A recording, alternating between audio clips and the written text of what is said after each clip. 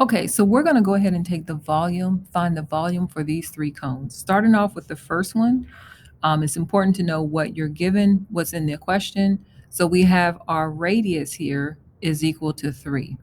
We know our height is equal to 10. So I'm going to go ahead and put that into our formula. We have 1/3 pi r to the second power h. R here is going to be 3, so 3 to the second power times h, which is 10, right? And our 1/3 pi stays the same. Okay, now the way I like to look at this is everything above the 3 is in the numerator.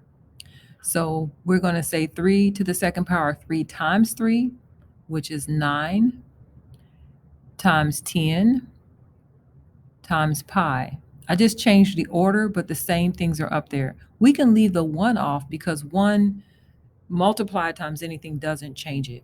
The 3 is still on the bottom. So notice how I took the 1/3 and basically just moved it over, kind of, right? So in the numerator, 9 times 10 times pi is 90 pi. Now we're going to go ahead and divide by 3, and we get 30 pi. 30 pi is a suitable answer, but let's go ahead and put 30 times 3.14. Our final answer here is going to be 30 times 3.14 is 94.2. Let's not forget our units of measurement. Our units of measurements, meters or m to the third power. Really important to remember volume is always to the third power. Let's look at the next one. We have 1/3 pi.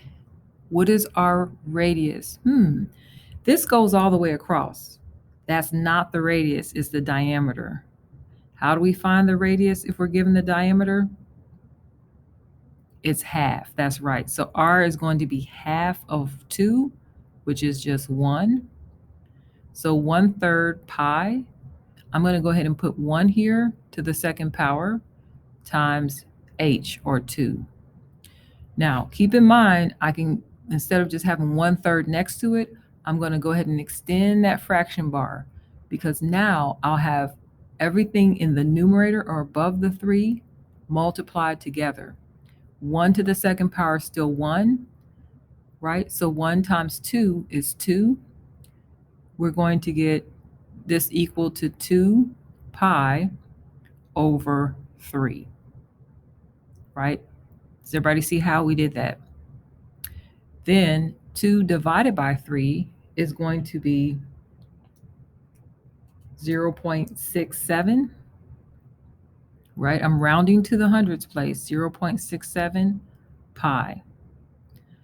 The last step, multiply 0.67 times pi, or times 3.14, and we get 2.09. What are my dimensions, or the unit of measurement? Feet, FT. And don't forget, it needs to be to the third power. So therefore, my answer here for volume is going to be 2.09 to the third power. I'm going to circle this one also to be clear on what the answer was. Now let's look at the last one. We know our height, right? Remember, the height and the radius are always perpendicular. The radius is on that base, which is a circle, and the height sticks out like toward the end of the cone, right? So if we had a cone that looked like that. So they're perpendicular. I know those are the two that I want. This is my radius because it goes halfway. It doesn't go all the way across like the diameter. And this is my height. The other one is the height. So I'm going to go ahead and put those into our magic formula. 1/3 pi r squared h. You won't ever have to memorize that. It'll always be given. So pi times r, which is 5, right, to the second power. Just the 5 is to the second power, times h, which would be 10, right? I'll get 250, that should be over 3 pi.